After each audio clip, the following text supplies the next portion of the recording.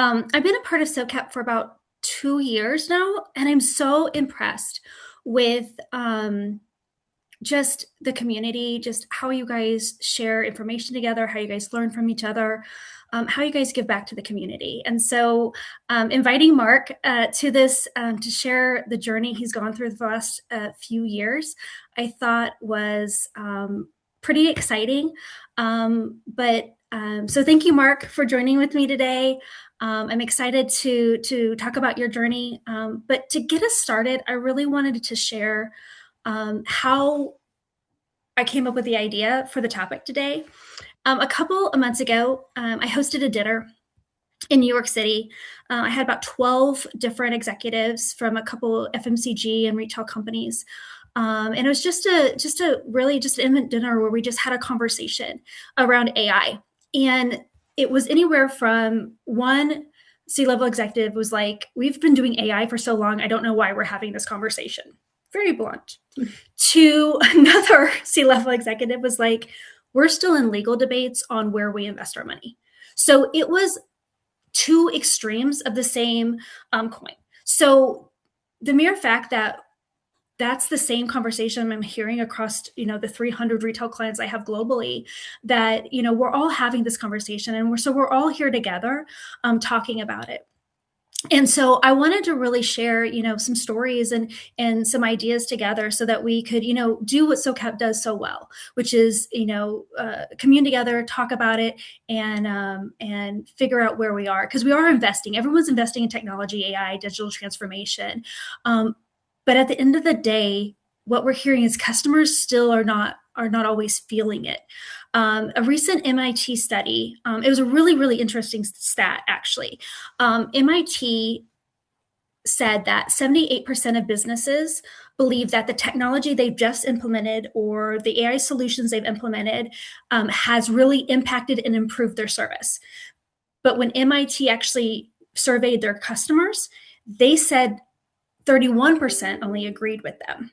So that gap in that understanding, when revealing that understanding, was really not a technology problem. What they found out was more of an execution issue. So when I thought about that, I was like, who better to ask about the recent solution they went through was Mark Smith from Sharp. So, Mark, does that stat really resonate at all with you? And because I have a feeling, knowing you for as long as I've known you, you've been on both sides of that statistic. What do you think? Yeah, great question. But I think first off, anyone that knows Ginnette, she has a long list of connections, and I am sure I was far down the Rolodex of choices before she got to me. But I appreciate being here. Some context on Sharp. First off, I think everyone recognizes the brand name, but maybe not everyone realizes that we're a 113-year-old company, Japanese owned. And we make a lot of different products. Like, we specialize in copiers and printers and laptops and active monitors that you see in schools and whatnot. I am responsible for the consumer products division, where we do things like kitchen appliances, air purifiers, televisions. And then I'm also responsible for servicing legacy products, things like solar panels, solar fields, televisions, and everything that we've made over the years. So really diverse product portfolio, current as well as past. Great company, been here for 4 years. So I agree 100% with what Ginnette said. Like, I think executive leadership has a real blind spot. And I think the confusion is just because you can check the boxes in executive level meetings, things that you've accomplished, whether they be projects or convincing others that you've achieved certain milestones, doesn't necessarily mean that the customer is happy.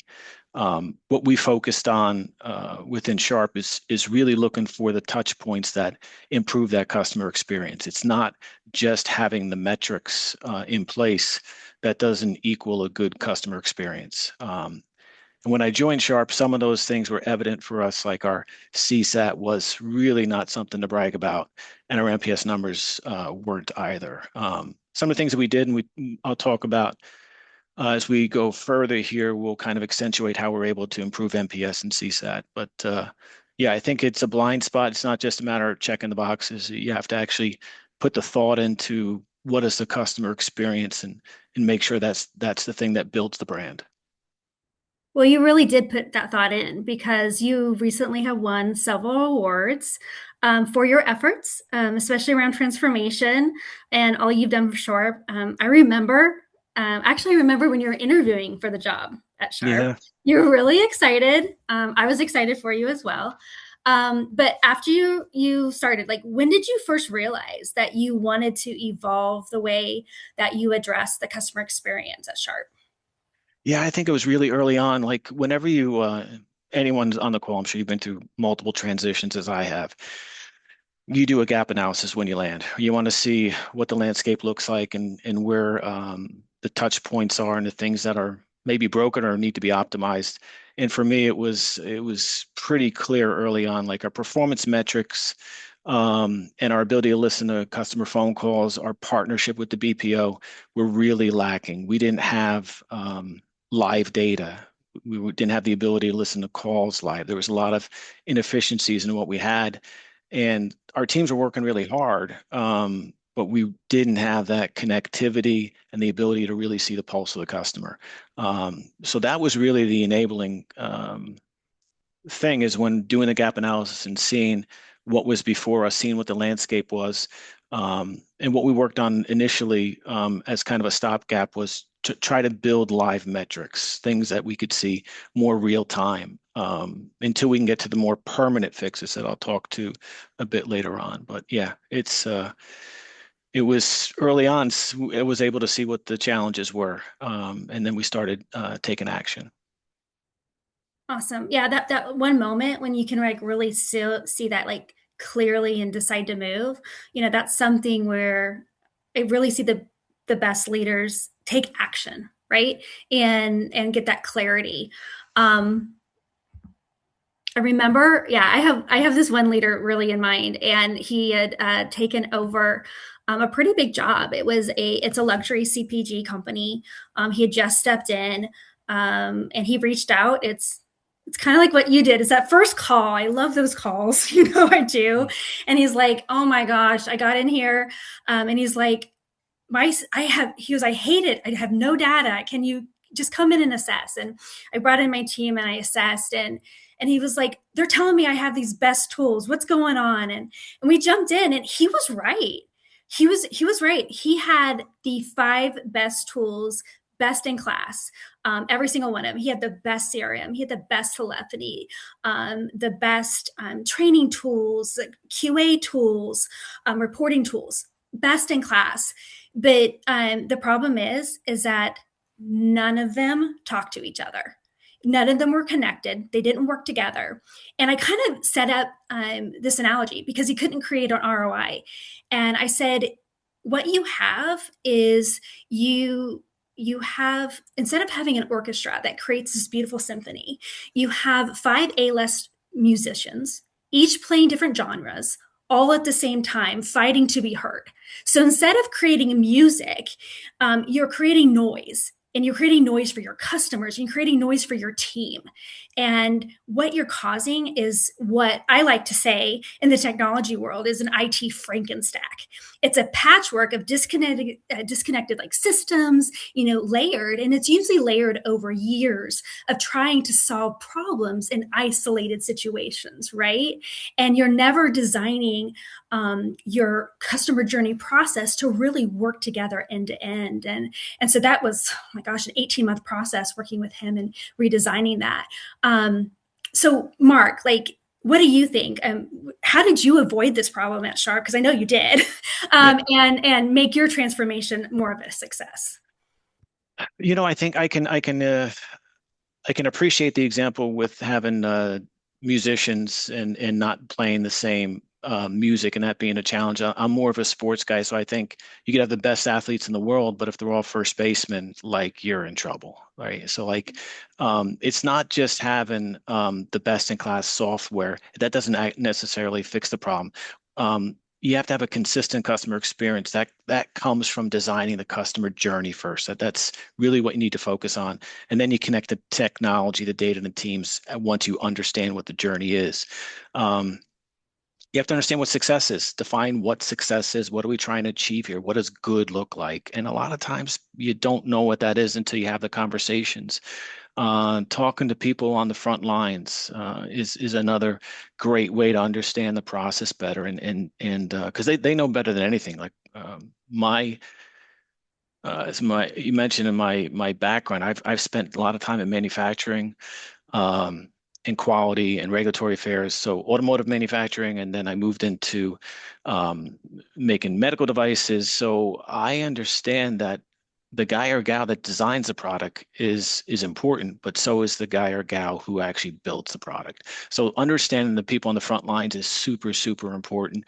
And that helps you define the path forward, understanding where the bumps in the road are, what needs to be smoothed out. Um, so what we focus on at Sharp is really on the integration. How do we make it easier for customers to do business with us? Because like you can have problems. Problems are okay. It's how you handle the problems. And that's a big thing is if we're going to have mistakes, let's have a way to correct those mistakes with the least amount of pain being inflicted upon the customer. Oh my gosh, so many good nuggets there. One, trying to find the North Star, like the success. Too many times I see that not happening. It's okay to have problems. I love that too. Okay, now walk us through this though. Walk us through what your technology landscape actually looked like before you made the change. And then how did you know what to tackle first or where you really need to start? Yeah, so like if I go back in time, like we had technology that worked, but it worked when it was designed. So our CRM system was 40 years old, or roughly 40 years old, 40. And it functioned and it did exactly what we wanted to. It maintained customer records and it supported the basic service process. But it didn't give us the ability to drill into data, to learn more about our customers' purchasing opportunities or what they might have bought from us in the past. We didn't have the analytics to build that customer relationship. So the challenge was not that we didn't have the technology, we had it. It just didn't move along with the pace of business. As the business evolved, we didn't evolve. And that's really what we worked on is modernizing the tool so it could support that improved customer experience. So you really put, and the real starting point is you really put the customer at the forefront. Yeah, I think that's the easiest way to build it. Like I spent many years in automotive and I learned Six Sigma. So I'm a Six Sigma black belt, master black belt when I was at Ford. And I know the DMAIC process very well. And the most important thing, whenever you're trying to, for me, when I do project-based work, the most important thing is the D. If anyone knows DMAIC, it's the most Mhm. important thing in DMAIC is the define step. If you don't clearly define what the problem you're trying to fix, you're doomed to failure. So that was really the key thing is what are we trying to solve for? Does everyone agree? Is everyone aligned? Okay, now we understand what the challenge is. How are we going to define the path to get to our solution? So, but again, if anyone knows project management, the most important thing and where projects all fail is if you don't define it clearly in the first place. I love that. I love that. So you realize that. So you let okay. So you put the customer at the center of it, and customer honestly, the customer wants speed, right? They want ease, consistency, recognition, trust. Really, they want that one brand, that one conversation, that one journey. And honestly, they really don't want to repeat themselves, right? They don't want to navigate our org chart. And that's the one thing I really see. I see that sometimes, right, at other companies. I don't see that at Sharp, but I see that at other companies, right? They're like, oh, that's another part of the organization. So I need to shove the customer over there because that's another leader versus how do I partner internally in my company to solve that problem with that leader versus making my customer, handle that. they don't want to do that. So, outside our companies, customer feel only two things, right? Friction or flow. And how do we create that flow inside our companies and really create that customer journey endless end to end? And so, Mark, when you really looked at your customer journey end to end, where were the moments that you realized your customer was feeling the most satisfied? And you really highlighted that when you did your transformation. So I think customers, they're common in most businesses that they experience that brand through the products, the service, and the associated handoffs. That's the brand experience that they experience. And the most of the problems, in my experience, are in the handoffs. The handoffs are terrible. Like, or if they're not good, that's where your problems are going to come from. So we looked closely at the moments where a customer moved from one part of the journey to another, from Mm. researching a product to making a purchase, from the installation to the first use, from self-service to speaking with an agent, contact center to having a service technician in their home trying to fix their product. Um, those transitions are where you really break the faith in a customer, and that's what we focused on. The customer should notice the handoff. The handoff should be seamless. Um, for us, creating more flow meant connecting those moments so the customer could move through the journey with less effort. Greater confidence and a clear sense that Sharp understood what they needed. And it's not an activity that you ever complete. It's a journey item. Like when I do project management with my team, there's things that you complete, and then there's journey items. That's a journey item is ever improving the customer experience. It's just because you should never land home. If you do, then you're really shortchanging your opportunity for improvement. So so just because you won these awards, you're not stopping. You're still improving. Yeah, there's unfortunately there's lots of opportunity. I mean, we've done a lot of great things, but there's still, like, I look, and I'm sure everyone on the call here looks, and you see things broken everywhere. There's always things that can be done better. So that's the opportunity for improvement is ever there. Yeah. So again, so everyone's talking about AI as the answer though, but is it? Do you think it is? And what do customers actually are telling you about your brand and how they want to interact with your brand in AI? So we're using AI. We've been using AI probably for the past 2.5 years. Um, but the way we view it is it's an option. It's customers should have a choice to use AI or not. It shouldn't be at the expense of that customer experience. So we initially deployed it in two specific paths, providing support for outside of normal business hours. So if it's, I don't know, if it's 10 o'clock at night on a Saturday night and you're cooking something in the oven or you want to, and you don't know how to do it, and you don't have the user manual or you don't have the patience for it, you can get on our site and you can ask the question, and the bot will interface with you, and hopefully that solves the questions you have. If not, you can wait till regular business hours. But it's an opportunity, it's an option, it's something that can help them in lieu of our regular operating hours. But we've also been deliberate about the boundaries. When an issue is complex, emotional, or requires judgment, customers need a clear path to a live agent. So we're not using AI to replace human relationship. We're using it more to reduce repetitive work and the lower level tasks. So the real takeaway, I think, is AI creates value when it removes effort from the customer journey. The moment it adds effort or stands between, like, the customer's help, it's failed. So I like to look at it as there always has to be an off ramp to get to an agent. And we always try to provide that off ramp to get to an agent, because the tools are great when they work and when the customer has the patience for it. When they don't, they need to have that off ramp. Excellent. Yeah, I mean, I have a stat like 19% of customers when surveyed prefer an AI agent. Like they literally said, I want to interact with an AI agent first. 43% of customers surveyed said they actually want, they'll use an AI agent in select circumstances if it saves them time. So that's literally like 60% of customers are willing to use AI agent. I think that's actually a really good stat. But my big thing is like, people don't wake up and be like, woo woo, I want to use AI.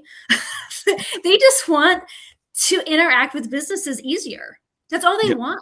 So when we have to set it up, we want to make sure that it's focused, like what you said, on that easy process, easy to do business with. Right. So when AI actually does earn its place in the customer journey, and when it's easy to do business with, that's where we want to do it. And so I'm often asked, right? So what should we do? And I think it's such a personal question. Each brand, it's very personal to the brand, and I think it's also personal to each customer in that brand, because I think there's certain customer segments that maybe it won't work with your brand, Yep. right? So I think it's a really personal question, and one that has to be really discussed as a whole with your company. And I think it's not a siloed discussion. And that was one of those topics that we talked about when I talked about in the earlier meeting. It's a company decision with marketing with other places, because it's a strategy, but as we talked about, it's an execution and how we implement it. And when we look at this orchestration, right, when customers' information really follows them, we really have to look at that data, that end to end, channel to channel, digital store. Mark, I loved what you said when you looked at your information, right? You looked at your interactions and where your customer journey was, store to delivery, delivery returns, and humans really focusing on that high value moment. Because that's where the complexity, the judgment, the empathy, the Yep. exceptions, that AI creates the speed in between, right? But that human connection is what we have to focus on. Um, 100%. right? AI cannot orchestrate what we haven't connected. Yep. So keep adding the tools without fixing that operating model underneath. We're not going to create any value. And we've said no to some AI things like Oh, there some people on the call might be experimenting maybe with AI um, sources that will actually speak, and talk to a customer. And we've looked into that, and I think maybe there's a place for it in the future, but right now it's a little bit robotic, and I think that turns people off when they think they're talking to a robot rather than a human. So we're willing to pause until matters progress to a point where it's acceptable in our business. interesting. I mean, I think that's a really good decision for your brand that you guys had tested and made. Sure. I think when you test and trial, and you take risks, I think that's also important too. Yep. 100%. So take us inside. Okay, I'm excited for this part, right? So take us inside your award-winning transformation. What did you actually do? What changed? And what does it feel like now compared to before? Yeah. So again, as we did the gap analysis and saw the needs within the business, the first thing that was the thing we needed to address first was the call center. We just didn't have a great partnership with our BPO, and it wasn't Teleperformance. It was a different provider. We went out for bid. We found a different provider and happened to win out being Teleperformance. And we've they've helped us tremendously where we have live analytics now. We have a great partnership. But it's a big lift. If you guys have ever moved to BPO before, it's you got to we move from one country to another, and it's training new people, and it's challenging your training materials. It's no small lift. It's a big deal. But that's the foundation, right? Who's talking to our customers? That was the foundational move, and the biggest move, and we did that first. Um, the next move we did is okay, our CRM, as I mentioned, was 40 years old, and it served its time well, but it was time to be changed. So we went to Salesforce, and Salesforce is no small lift either. If anyone's ever done that, it's a big deal. So it's training ourselves to know how to work within Salesforce, and then making that transition from another homegrown CRM system that we had to Salesforce. No small lift in that endeavor either. There's a lot of change, a lot of things to get your hands around. And again, it shows you the flaws in your business model, your how product flows, how the business flows. And we corrected a lot of that as along the way. Um, and then the next thing we did was we worked on how can we enable our customers to self-help? Because there's some lower level tasks that they probably don't want to call and talk to an agent about. They can self-serve themselves much faster, and we can offer it in a 24/7 manner. So we use Salesforce interfaces there as well. And we have a chatbot that was dramatically improved from what we had. We have a virtual assistant where our customers can actually, with an iPhone, interact with our agents and they can help them troubleshoot a product. It's wonderful and they use it all the time. And then we have, live chat, which is a wonderful resource we didn't have before. So those abilities to self-help really helped reduce phone calls and satisfy customers better. And then we kind of supercharged it all within the past year and a half, adding some AI tools. So our chatbot we had, but we kind of supercharged it with an AI interface that really gives us, it's almost as if you're talking to a human. It's really fantastic. They just scraped all our resources and built this wonderful chatbot. And it rests upon both our sales site as well as our service site. So our customers can self-help much quicker. And if you were looking to buy a product, highly recommend you go to shop.sharp.com when you have a chance. Look at our stuff. But the bot will actually walk you through product and walk you through features and functions and how it may suit your kitchen. It's a wonderful add to the portfolio. So foundationally, call center, and then moved into Salesforce, and then self-help tools, and then supercharging it all with AI. And you're just not done. Like there's more things we're working on now, and we always will be. But from where we were to where we are, it was a huge transformation. And yeah, we did win a couple Globee awards. We won a gold and a silver, and we won a Stevie bronze, which is nice. To kind of affirm the efforts of the group, and it kind of rallies the troops. So if you guys have ever done that, it's a nice motivational thing to do. Kind of validates all the hard work. So that's kind of the story. Yeah. No, I love it. I love it. And you guys are rolling out some really cool new products. So the goal was to actually do this before your big new products roll out too, right? Yeah, we're going through a pretty large product expansion now. Like we've been growing, our brand has been growing pretty well. We were not a brand that provided the full kitchen suite, but now we do. If you were going to rebuild your kitchen, you can consider Sharp products throughout. We provide everything in the kitchen. Um, it's great, but it's also really challenging. So, but it's a fun challenge. So yeah, and this certainly helps us having service that the customer can rely on is a big part of selling things. I use the Apple analogy, like when something, at least for me, when something goes wrong with Apple, it's almost like you got the one, you got the thing that broke. It's almost like an anomaly, and we would like to be the same. We're not quite there yet, but like if you had that kind of impression in the market, that's a nice thing to hang on the walls, and people think it's an anomaly rather than a constant. That's what sells product. I love that. So I'm honestly from my seat, watching that kind of transformation unfold, the moment I really knew it was something really, really special is really seeing the floor light up. Like seeing all the improvements you've made was kind of that aha moment when everything looked like it clicked really. So the phrase I really like to use a lot is AI creates speed, but people create trust. And together, that's what creates the loyalty. And it's not really about replacing people. It's really about elevating them and freeing them up in the moments that require the human judgment, the empathy, and the care, which is, really what you mentioned previously. So, and I kind of stole your thunder already, and I apologize for that. But how did that play with the team? Your team internally, but also our team as well. And how did the team react to the new AI? You know, um, my boss is the president of the company, Grace Stolen, and we've always had she's always had the thought like it's not going to replace headcount. I'm like-minded. Like I don't fear AI.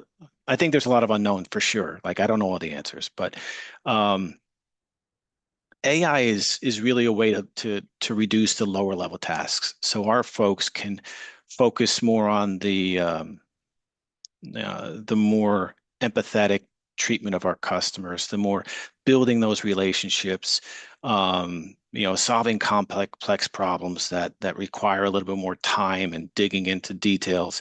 Um, I don't, we're not, we haven't reduced the head yet, and that's not really in our vision forthgoing. I think really AI, and our folks were a little bit concerned when we started implementing these things, but what we told them was like, this isn't something that's focused on eliminating you. This is really elevating you. It's not a matter of reducing what you do. It's a matter of enabling you to do the um, more valued soft skills that really build that customer relationship. And that's kind of what we've done. So I don't think it's an issue. And I'm not terribly worried about AI. I think I don't know everything, but I think it's just going to be an enhancement for the most part. 100% agree. I heard analogy at that dinner. One of the CEOs made a comment. She was at our all hands, and someone stood up and they asked the question, right? That $1 million question: Is AI going to eliminate my job? Right? And she said something I thought was really, really good. So I'm going to share it with you guys in case you guys get the question because I thought it was good. And she turned it around. She immediately turned it around, and of course, she was graceful and amazing. And she was like, I challenge you. And she said, I challenge you with the question of how is AI going to enhance your job? And she goes, I say, take three things that's holding you back, the most challenging three things in your job. And I challenge you to use AI to make your job better. And come back with me and go back to your boss and explain how you've improved your performance. And I thought that was brilliant. I literally thought it was brilliant. And I took it to myself too. I was It like, kind of what is the reverses most, it. right? Doesn't it? It takes Yeah, ownership, yeah, ownership and accountability. And I took it to sure. myself too. I took it to myself. I took it to my team. I was like, what's the most challenging and how can I use Claude? We have Claude to redo that, like to make it better and to help ease it. And so I thought it was really, really good. So if someone can take that, I thought it was empowering, and can really turn that back on its heels. So I would be lost without it. And I don't know if anyone else on the call feels the same way, but like I'm at the point now where I pay for it every month. Like uh-huh. I use it so much, and I don't know if anyone else is in the same boat, but like it's so convenient. It solves so many problems. It makes life easier. And so, um, yeah, I wish it would make me money, but I haven't figured that out yet. But Paying yeah, for it now, right? We're not making as money, but it yeah. does, right? It saves so Yeah, it's much fantastic. time. It is. It's fantastic. It's like a little bit evilness to it, but I haven't had it Yeah. affect me in any way. It just seems a Yeah. little sinister in some ways, but I use it and it benefits me. It's great. Personal too, a personal Yes, and business, right? yes, yes. It's yeah, I agree. It's wonderful. Okay, last question until we open it up to the audience. For someone listening to this and thinking about their teams, right? Their team is stretched. They're going 20 different directions. Maybe money is tight too. Isn't sure where to start, and leadership is telling them they're saying, "Hey." They have to improve. They're asking them, they are going to improve. What do you tell them? Yeah, I mean, you can't eat the elephant in one bite. Like you can't fix everything at once. It's a journey item. Like transformation is not a flicking a switch. Yeah. I think the important thing is defining the gaps. Define the gaps, and once you have the gaps before you and talk to other people, you can't solve this in a silo. Like I Mhm. think you need to define the gaps, sit with your SMEs, and have an open dialogue. You need to understand what are the foundational things that are going to stabilize the business.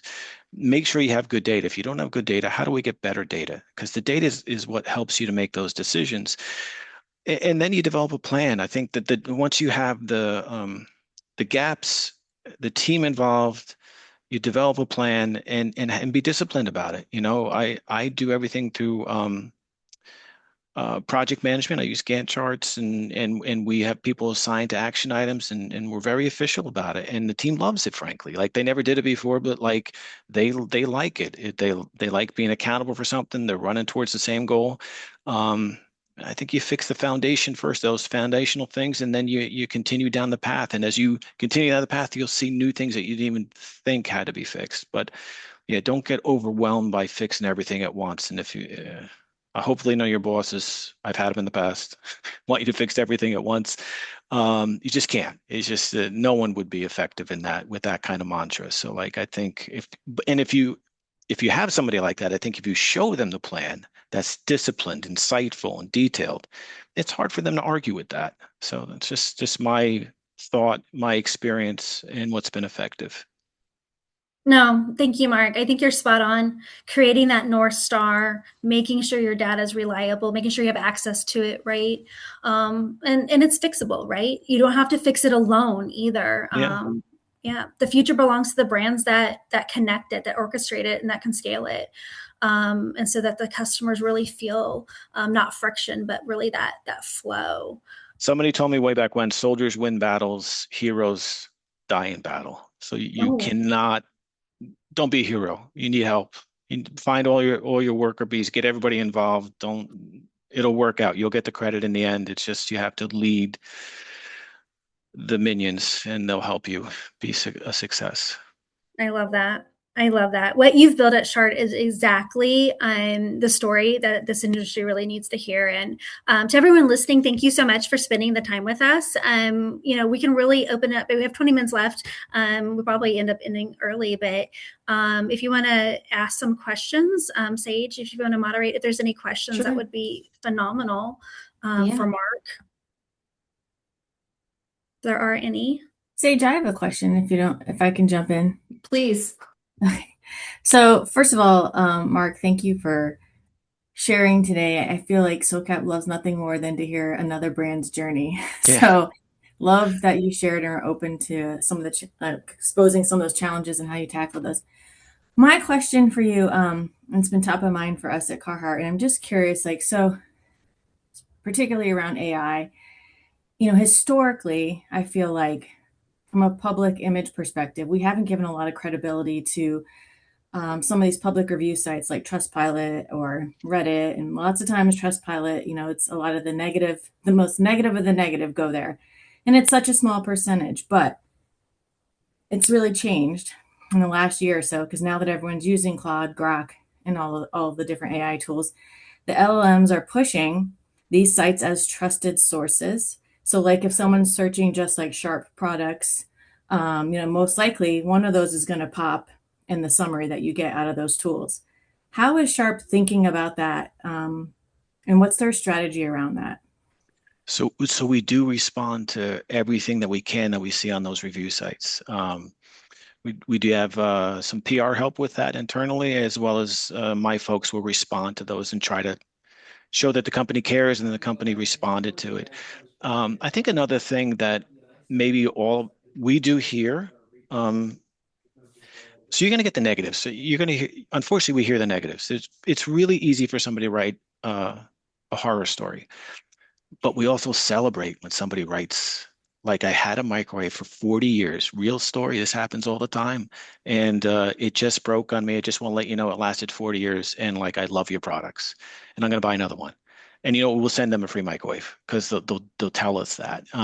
So you have to celebrate those things. And we're starting to put them on our website and building that, so people realize that, there's good stories too. Because I don't think any of us, maybe I'd even challenge anyone on the call here, like, do you celebrate your success and tell other people about your success? The negative stuff's always going to be there. We're always going to be fighting that, and it really stinks. It's unfortunate, but like, you got to celebrate the good news too, and hopefully that helps the whole brand story too. Yeah, it's such a tricky thing though, and I think it's such an interesting space. And you have all these new public review sites popping up. So I'm always curious to ask brands about, what their strategy is on that. And I feel like it's going to change the game for a lot of us. We got to really pay attention to what's out there, what's popping in those searches. And yeah, I was just curious because sometimes what's out there is just fake news. I mean, it's like just fake, it's completely made up Yeah. stories. It's Uh, so hard to validate. So we often thought maybe it's a bot that's doing that sometimes yeah, too. it's getting You don't tricky. know, but we do answer them, and I'm sure as well. I'm sure you do to the best of our ability. We can't make them go away, and to show that we care to the outside resources. But again, celebrating success, like I think nobody does that well enough. Yeah. So It's such a shift though too. My last comment on this, like when everyone was searching through just, Google browser, your own site would always pop. If you push like, sharp products, your own site's going to pop first, but that's not the Yep. case always anymore. So No. it's yeah, something new we have to navigate. So thank you. Yeah. Great question. Big challenge. Hmm. And I have Angela, a I will also take that back from a trust and safety standpoint, because I know that's, especially from a brand standpoint, I'll get with our trust and safety folks to see if they're seeing anything from that standpoint as well, because I know there was a trust and safety security conference last week that we hosted. So I'll check with them to see if that came up. You know what fascinates me too. I'm sorry to like lay into this topic, but No, I'm just it's a good like topic. intrigued by it. But like, we have to do a contract with like Trustpilot. You have to pay, and Yeah. Yeah. like today the LLMs are pushing that, or are they going to push 6 months from now that we need to like we're going to be locked into these contracts, but they may change their algorithm, and then we all Mhm. gotta pivot constantly. So I think it's just to me, I'm like noodling on it all the time. Like how do Yeah, we and then tackle this? then So and then how does OpenAI, or then how does all these how do they create an ethical boundary to where they're not right, changing it, right. right? Kind of like how the credit bureaus don't change their things. They, you know what I mean? Mhm. That's a good topic. I'm going to take it to them because we're on the Please boards. So let me why know what not? you find out. Come back with I me. am. I'll do that. Let me know as Okay. well, Ginnette. Yeah. I always let you know everything, Mark. Yeah. All right. Okay, good question. I think someone was going to speak. I interrupted them. I apologize. No, I was just going to see if we had other questions. My question, while someone else thinks of theirs, is has to do with Mark with the knowledge base when you were doing this transformation, um, and if that required a lot of heavy lifting. What did you have to do from a knowledge base standpoint? Anything, or did you feel like what you had was in We place had and No, we had to do a lot of work. It was a lot of work we had to do with knowledge base, and some things that we had in our knowledge base were 15, 20 years old. So we had to jettison some of the older stuff, and we really had to challenge how accurate it was. So like it's a house cleaning. It's you really have to vet what you have and make sure it's good. It's good quality information. It was a big effort. But we're in such a better place now. It's like we did the really heavy lift, and now it's more tactical versus the dramatic change. I don't want to say it's easier, but it's still challenging. But like the moving a call center and installing Salesforce was a big challenge. Changing your CRM is a big challenge. how long did that take? So the transition of the BPO, I think, was roughly 6 months of movement. 3 months out of the old, 3 months into the new. And then Salesforce was phased, so that was probably a year in total. From because we bought two clouds, we bought Service and Experience Cloud, and then so that was a pretty good runway of work we had going on there, and you have to phase it. So that was probably a year to get both those things installed. Great, thank you. Other questions? I have one with all this automation and everything that's coming with AI, and you shared your story about the personability of sending these valued customers a microwave when they were wanting to replace one. And I've got grandparents, so I 100% know how that can be. Yeah. But how can you say is going to be the best way to continue offering that level of connection with our clients and stuff while we have all of this integrated with the automation and the AI and everything's just going to be digitized nowadays.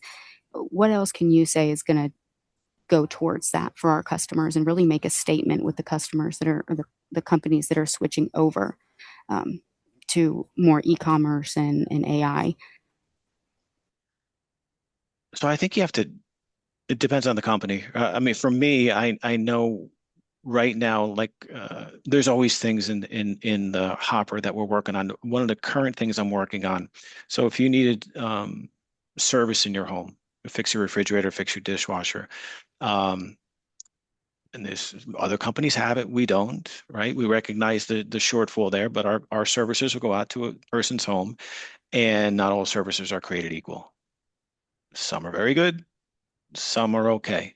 If it's an okay person, he or she may know how to fix it. They may not. And what that means is they may order multiple parts, and then they're going to come back and they're going to try multiple iterations to fix it. So we pay for every truck roll. It's not the economical, and it's also not the right customer experience.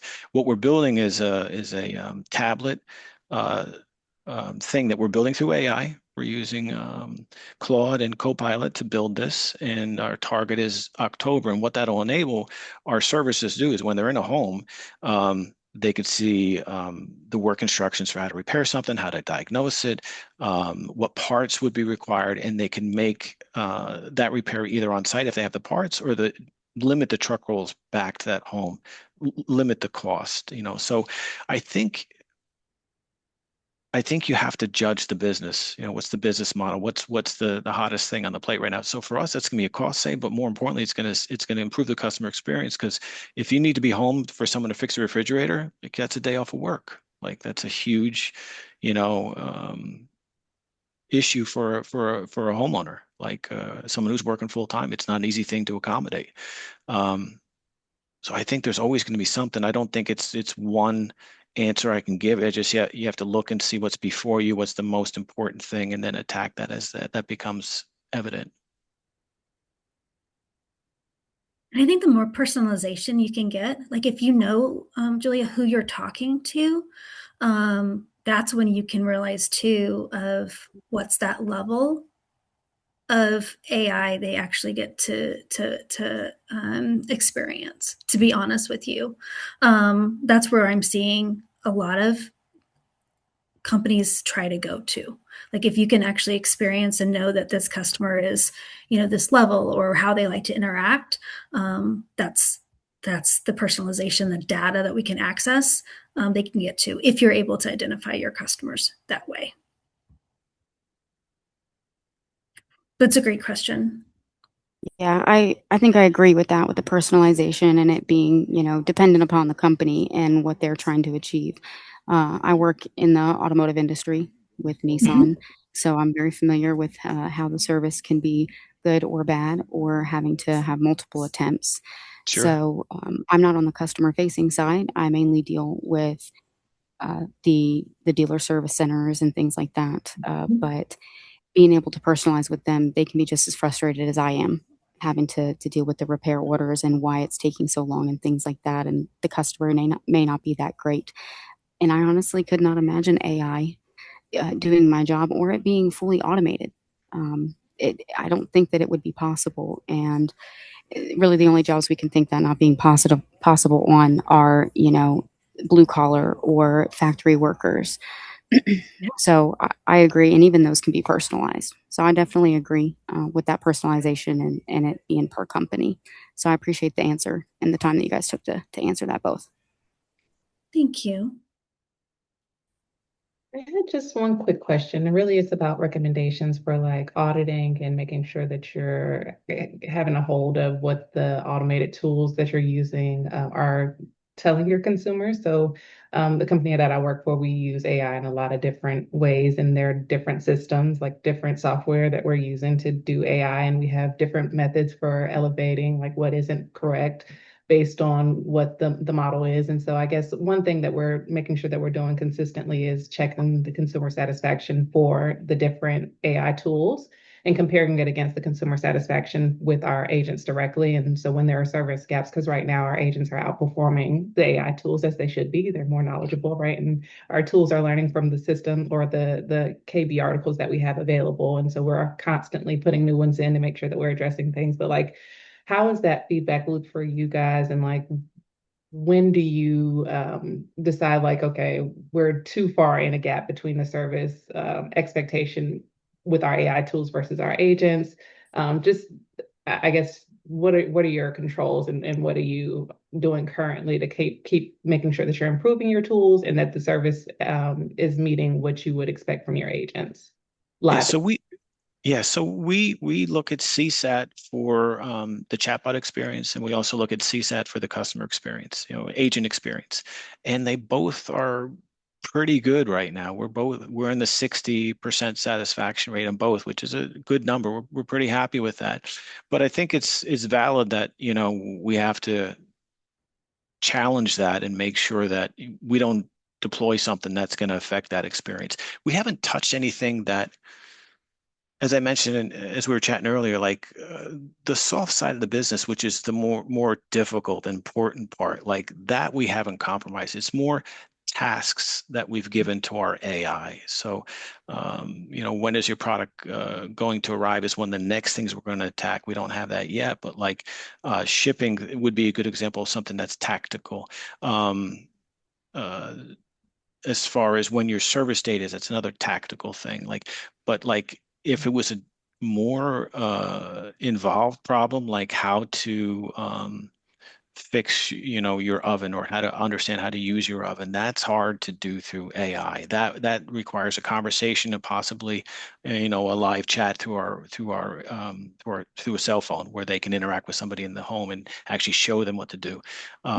So we haven't touched anything from an AI standpoint where it's going to be on the soft side of the business. Mm. Got it. Awesome. That's helpful. Yeah, we're tracking not only like whether the consumer is saying they're satisfied or not with the tool, but also like, are they contacting us back again in 24 hours? Like Yep. have they contacted us since they've engaged with the tool? Because that Yep. to us is a sign that we didn't really answer it right.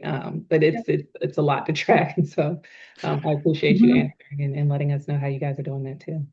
But the fact that you have data is key, right? Yeah, The fact that you have data to absolutely. judge, and in a lot of cases, people don't have the data. I think that's important. And where you don't have data, you got to fight to get it. Yeah. Yeah. And we actually were having these conversations at CCW. At CCW Women just a few weeks ago, right? Like last month, about uh, um, um, call avoidance, right? The seeing if they call back in 3 days, 7 days, depending on your brand, right? What's that, what it would be and the cost of that, right? Um, exactly, right? Because there is a cost to AI as well. So there's a cost to AI, there's a cost to the agent. Did it, where is that gap? And measuring that is really important because you might be saving money here, but if they chatted 4 times, well, that cost, it would be simpler if they just chatted once with an agent, Yeah. So measuring that is so important. And so I just think if you're doing that, I would tell you, you're probably in the top 5%, Oh, because even having that conversation was eye-opening for probably 10 people at my table. yeah. So you're doing a really good job. I'm just going to be honest with you. So We're trying. We are trying. yeah, you're doing really, really good. I think, and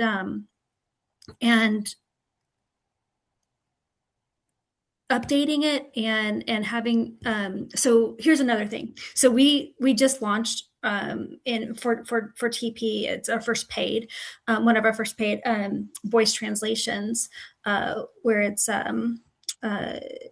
you speak English, but it's translating in another language, right? And so we're doing that, and we got 100% CSAT on the first call. Yeah, it was really, yeah, we're really excited. It's going really, really well. We did not roll it until we got where we trusted the system so well. Like, it had to meet so much requirements because we would not roll it out until it did. But we do have human auditors on the back end auditing the language so well. Because of that. So very similar to what you said, but measuring that too, the next call avoidance, the next call, making sure. And this isn't just, answer the questions right. This is the language right? Right? Mhm. Doing that quality as well. So again, great job. You're doing the right things. Yeah. Thank you. Don't know if that's helpful at all, but No, it is.